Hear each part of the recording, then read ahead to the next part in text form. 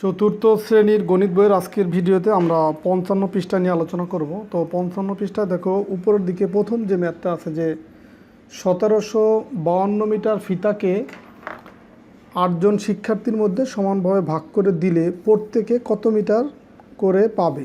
তো এখন টোটাল বা সর্বমোট ফিতার পরিমাণ কত? 1752 মিটার। আর ভাগ করে দিতে হবে কতজনকে? 8জন শিক্ষার্থীর মধ্যে ভাগ করে দিতে হবে। তো সহজভাবে তোমাদেরকে একটু বোঝাই, এটা যেহেতু বড় সংখ্যা সহজভাবে বোঝাই। যদি ধরো 10 টাকা হয়, 10 টাকা যদি 2 জনের ভিতরে ভাগ করে দিতে হয়, তাহলে প্রত্যেকে কত টাকা করে পাবে, এরকম যদি প্রশ্ন থাকে, তাহলে 10কে যদি আমরা 2 দিয়ে ভাগ করি তাহলে কিন্তু আমরা 5 পেয়ে যাব, বা প্রত্যেকে যে 5 টাকা করে পাবে সেটা আমরা পেয়ে যাব। তো একইভাবে এইখানে 1752 মিটার ফিতাকে 8জন শিক্ষার্থীর মধ্যে সমানভাবে যদি ভাগ করতে চাই, তাহলে 8 দিয়ে 1752কে ভাগ করতে হবে। তো গাণিতিক বাক্যে সেটাই দেখানো আছে যে 1752 ভাগ হচ্ছে 8। এখানে এই ভাগ করে যে মানটা পাবো সেটা এখানে বসাবো। তো এইখানে ভাগটা সরাসরি এখানে করে দেয়া আছে, তো এটাও তোমাদেরকে একটু বুঝিয়ে দিচ্ছি। দেখো নিচের দিকে দেখো, এই 8 দিয়ে ভাগ করব কাকে? এই 1752কে। তো এইখানে 8 হচ্ছে এক অঙ্কের একটা সংখ্যা। তো এটা যদি এক অঙ্কের সংখ্যা হয়, প্রথমে আমরা এই যে ভাজ্যর ভিতরে যে সংখ্যা থাকবে তার এক অঙ্ককে ভাগ করার প্রথমে চেষ্টা করব। তো 8-এর চেয়ে এক ছোট বিধায় এক অঙ্কের সংখ্যাকে ভাগ করা যাচ্ছে না 8 দিয়ে। তাহলে আমরা আরেকটা অঙ্ক এর সাথে নিয়ে, যে 7কে যদি এই একের সাথে আমরা নিই তাহলে এখানে পাবো কত? 17। তো 8 দিয়ে যদি 17কে ভাগ করি, তো 8-এর নামটা যদি পড়ি, 8 দুগুণই 16, মানে 8কে 2 দিয়ে গুণ করলে আমরা 16 পাচ্ছি। এই কারণে দেখো এখানে 2 লিখলাম আর এখানে লিখলাম 16। তো এই 17-র খুব কাছাকাছি কিন্তু 16। এই ভাগ করার নিয়মটা হচ্ছে, যে সংখ্যাটা দিয়ে ভাগ করা হবে, যাকে ভাগ করা হবে তার সমান বা তার কাছাকাছি হতে হবে, বেশি হওয়া যাবে না। যদি 8কে আমরা 3 দিয়ে গুণ করতাম এখানে, তাহলে 3 8 24, যেটা 17 হচ্ছে বেশি হয়ে যেত। এই কারণে আমরা কিন্তু এই 2 এখানে দিলাম। তো 8 দুগুণে কত হয়? 16। এখন এই 17 থেকে যদি 16 বিয়োগ করি পাবো 1। আর এই যে 5 আছে, এই 5 এখানে আমি নামাই নিয়ে আসলাম, তাহলে এখন কত পেলাম? 15। তো 15-এর ভিতরে 8 যাবে কতবার? দেখো এইখানেও যদি আমি 2 দিয়ে গুণ করি, তাহলে 8কে 2 দিয়ে গুণ করলে পাবো 16। তো এখানে তো আছে 15, তো 15 হচ্ছে বেশি হয়ে যাচ্ছে। এই কারণে আমরা 2 দিয়ে 8কে গুণ করতে পারবো না, এই কারণে 1 দিয়ে গুণ করবো। 8 অক্ষে 8। তো 15 থেকে 8 বিয়োগ করলে পাবো হচ্ছে 7। তো আবার আরেকটা অঙ্ক যেটা আছে এই 5-এর পরে, সেটাও এখানে নামাই নিয়ে আসলাম 2। এখন হয়ে গেল তাহলে 72। তো দেখো এই 72কে যদি আমরা 8 দিয়ে ভাগ করি, 8-এর নামটা তোমাকে জানতে হবে। তো এই ভাগের অঙ্কগুলো করার জন্য তোমাকে 1 থেকে এই 12 পর্যন্ত এই নামতাগুলো খুব ভালোভাবে জানতে হবে। এই নামতা পারলে কিন্তু খুব সহজেই তুমি এই ভাগের অঙ্কগুলো করতে পারবা। তো 8-এর নামটা যদি পড়ো, 8 8 64, 8 নং 72। তো 8কে 9 দিয়ে গুণ করলে একদম হুবহু 72-এর সাথে মিলে যাচ্ছে। তো এই কারণে এখানে 9 লিখলাম আর এখানে 72। তো 72 থেকে 72 বিয়োগ করলে 0। তার মানে এইখানে ভাগফল কত পেলাম? 219। তাহলে এই প্রত্যেক শিক্ষার্থী, যে 8জন শিক্ষার্থী, প্রত্যেকে কত করে পাবে? 219 মিটার করে ফিতা পাবে। যে দেখো প্রত্যেকে 219 মিটার ফিতা পাবে।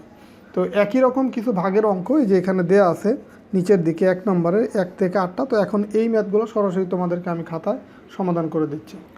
তো 1 নম্বর ম্যাথটা দেখো, যে 2148 ভাগ হচ্ছে 4, মানে 4 দিয়ে 2148কে ভাগ করতে হবে। এখানে 4 হচ্ছে ভাজক আর 2148 বা 2148 এটা হচ্ছে ভাজ্যক। তো এটা আমরা এইভাবে লিখে নিব, এই 4 ভাগ করব 2148কে। তো এইভাবে লিখে নিব। তো এখন এই যে ভাগফলটা উপরে লিখবো, এরকম একটা টান দেব। দেখো 4 হচ্ছে এক অঙ্কের সংখ্যা, তো এখানে প্রথমে আমরা এক অঙ্ককেই ভাগ করার চেষ্টা করব। তো এই 2148-এর প্রথম যে অঙ্ক এই 2, তো 4-এর চেয়ে 2 ছোটো বিধায় এই 2কে কিন্তু 4 দিয়ে ভাগ করা যাচ্ছে না। তো এই কারণে আমরা এর পরের যে অঙ্ক 1, এই 2-এর সাথে মিলিয়ে এখন কত পাবো? 21। তো 21কে যদি 4 দিয়ে ভাগ করি, 4 5 20, তার মানে এই 4 5 20 মানে 21-এর খুব কাছাকাছি। তার মানে 21-এর ভিতরে 4 যাবে 5 বার, সেই 5 লিখবো। এই 21কে যেহেতু ভাগ করতেছি, 21-এর এই ডান পাশের অঙ্ক বরাবর উপরে এইখানে লিখবো 5। তো 4 5 কত হবে? 20। এখন 21 থেকে 20 বিয়োগ করলে পাবো কত? 1। এখান থেকে একটা অঙ্ক নামায় নিয়ে আসবো। এখন পেলাম কত? 14। তো 14-এর ভিতরে 4 কতবার যাবে? 4-এর নামটা যদি পড়ো, 3 4 12, 4 4 16, 14-এর চেয়ে বেশি, তার মানে 3ই হবে। এই 3 দিয়ে 4কে গুণ করলে 3 4 12, 14 থেকে 12 বিয়োগ করলে পাবো 2, এখান থেকে 8 নামাই নিয়ে আসবো, এখন পেলাম 28। তো 4-এর নামটা যদি পড়ি 4 7 28, তার মানে এখানে হবে 7, এখানে এই 4 আর 7 গুণ করলে 28 মিলে গেল, তো বিয়োগ করলে 0। তাহলে ভাগফল কত পেলাম? 537, তার মানে এইখানে হবে কত? 537। 2 নম্বর অঙ্কটা দেখো, 1326কে ভাগ করব 3 দিয়ে, তো এখানে লিখব 3 ভাগ করব হচ্ছে 1326কে, তো এরকম উপরে টান দিলাম। দেখো 3-এর চেয়ে 1 ছোটো বিধায় আমরা এর সাথে আরেকটা অঙ্ক মিলিয়ে এই 13কে 3 দিয়ে ভাগ করলে, দেখো 3-এর নামটা যদি পড়ি 3 4 12, 13 খুব কাছাকাছি, তার মানে এই 3কে 4 দিয়ে গুণ করলে 3 4 12 পাচ্ছি। এখন এই 13 থেকে 12 যদি বিয়োগ করি পাবো হচ্ছে এখানে 1, আর এখান থেকে 2 নামায় নিয়ে আসলে আবার কত পেলাম? 12, তার মানে আবার এই 12-র ভিতরে 3 যাবে 4 বার, 3 4 এই 12। এখন দেখো 12 থেকে 12 বিয়োগ করলে 0, তো 0 প্রথমে লেখা যাবে না, সরাসরি এই 6টা এখানে নামায় নিয়ে আসবো। দেখো এই 0 যদি লিখতাম তাহলে কিন্তু এই বরাবর হতো, তো কোনো সংখ্যার আগে 0 দেওয়ার প্রয়োজন নেই, এই কারণে কিন্তু এখানে আমরা 0 নামালাম না। তো এখন এই 6-এর ভিতরে 3 কতবার যাবে? 3 2 6, তার মানে 2 বার যাবে, সেই 2 লিখবো এই 6 বরাবর উপরে, 3কে 2 দিয়ে গুণ করলে 3 2 6, বিয়োগ করলে 0, তার মানে এইখানে ভাগফল কত পেলাম? 442।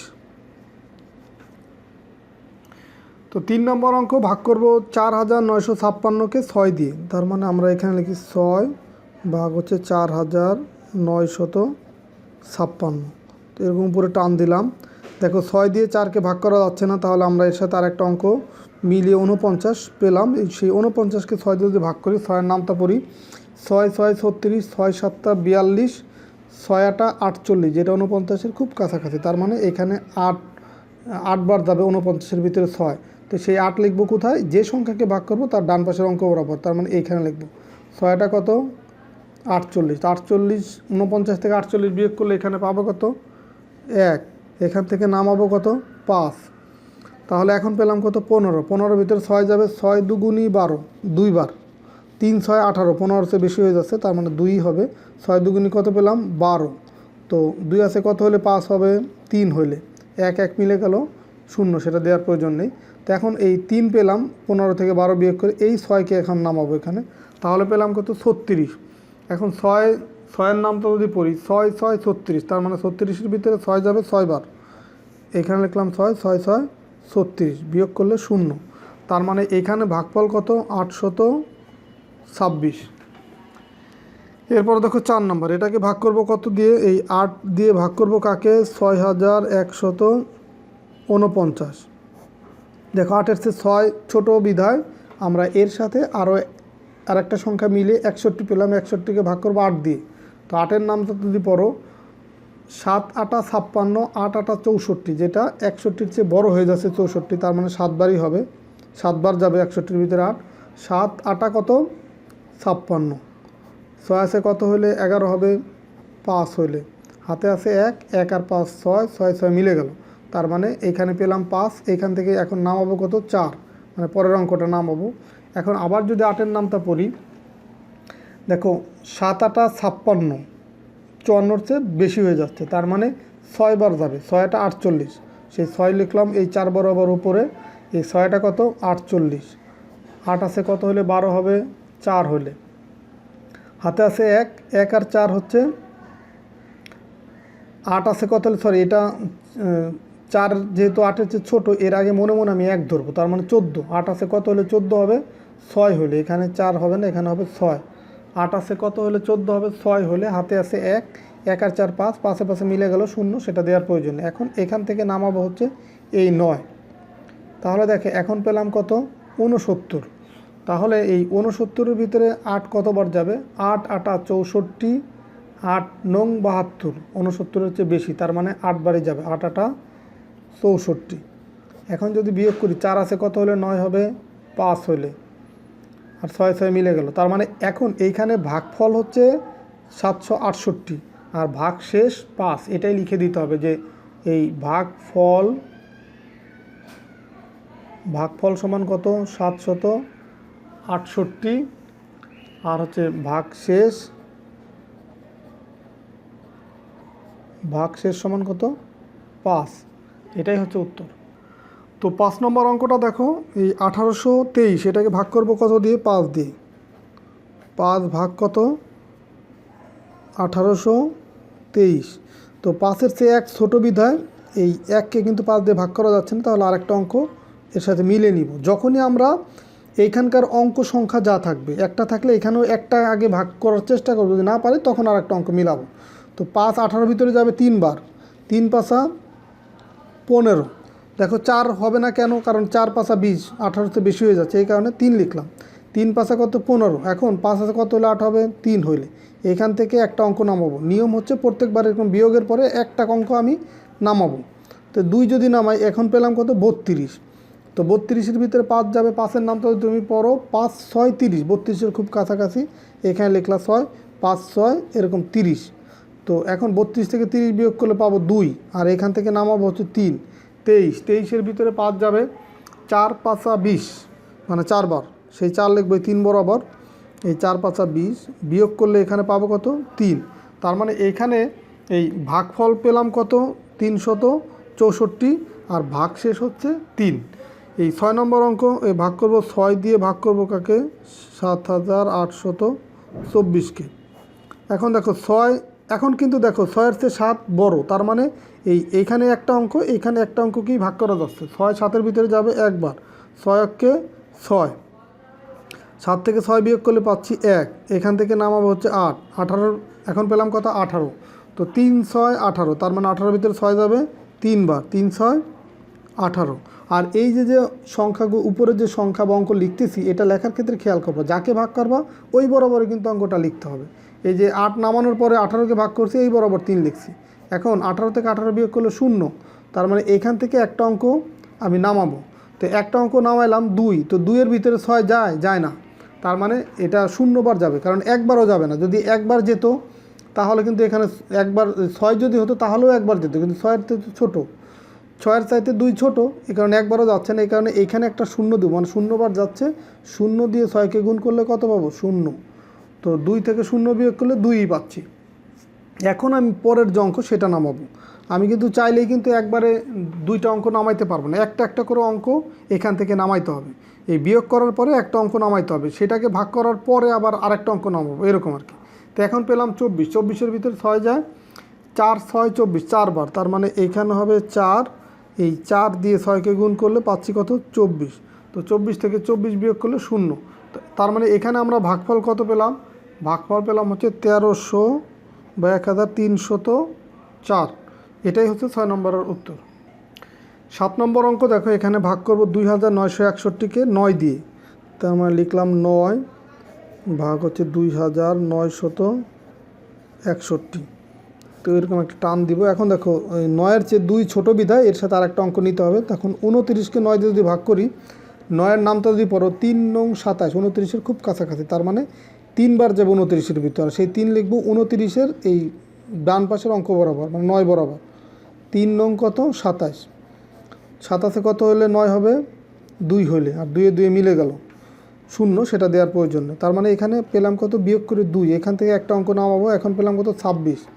তো 26-এর ভিতরে 9 যায়, দেখো এখন কিন্তু আর 3 বার যাচ্ছে না, কারণ 3 9 27 26-এর চেয়ে বড় হয়ে যায়, তার মানে 2 বার যাবে।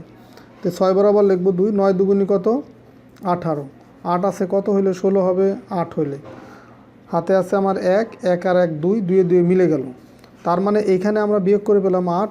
এখন এইখান থেকে যে আরেকটা অঙ্ক আছে সেটা নামাবো। এখন পেলাম কত? 81।